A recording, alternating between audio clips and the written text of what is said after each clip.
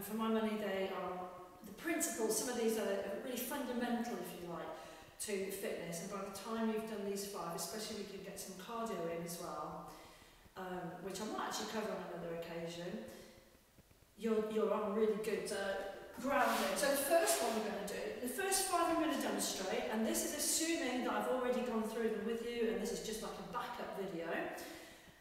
Therefore, I don't need to really put a disclaimer in because it's only going to be my clients and I know you well anyway. We're going to use a 6K kettlebell for this. 2 rules: take your watch off, always a good start.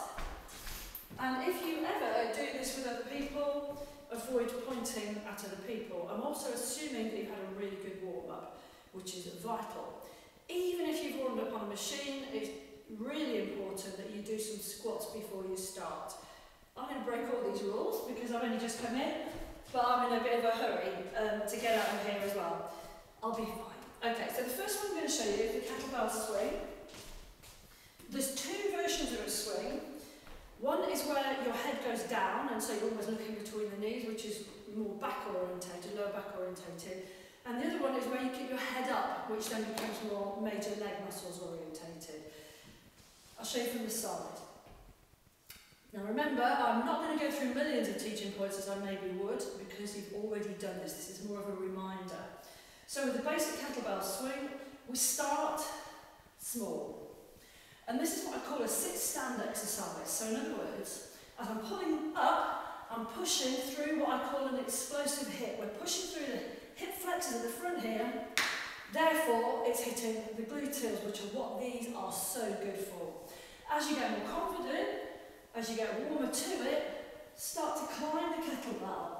We want lots of flexion in the knees, lots of flexion in the hips, until it's overhead. And at that point, the tummy is joining the kettlebell. So it becomes a really global compound exercise. Okay? I'm not even going to show you the other one. Next one is a burpee, a kettlebell burpee. Highly metabolic, burning loads of calories.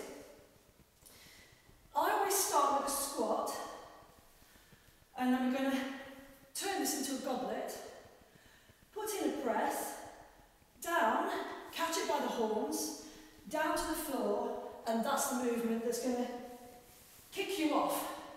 So from here, I've just put it on the floor, hands down, jump out into a nice plank. Watch when you come into a plank that you don't dip in the lower back. So you need the tummy muscles to be switched on here. Jump in, pick up the kettlebell, goblet it again, up, down, out, in, up, down, out, in. You get the idea. And I would advise you to do each one of these for 30 seconds or so. The plank bit's the most important teaching point there. There is I'll give you a modification. So we'd start squat, press, down, hands down, step out. You might need to come up onto your fingertips to get the movement back in. Step in, up, down, and then this time step out with the other leg, out, in. We don't want to encourage like a super dominant side. Next one is catches. Here is the swing. All the same rules apply, but we're transferring the kettlebell at the top of the movement. And as you get more confident, you literally let go. But I wouldn't do that straight away, necessarily. And you need a strong floor if you do. Then we're going to go to get-ups. So we're going to lie back. Okay, so we're going to use an inertia move. 3 get-ups, and then on the 3 inertia moves, and then on the final one we're going to get up. So holding your kettlebell strongly. It's a 1, 2, tummy tight.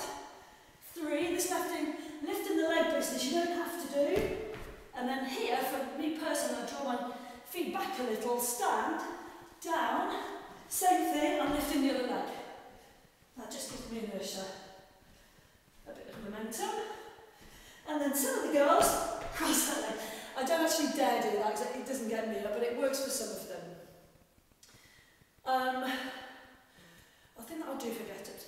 Crush halo, you're literally holding the kettlebell by the base.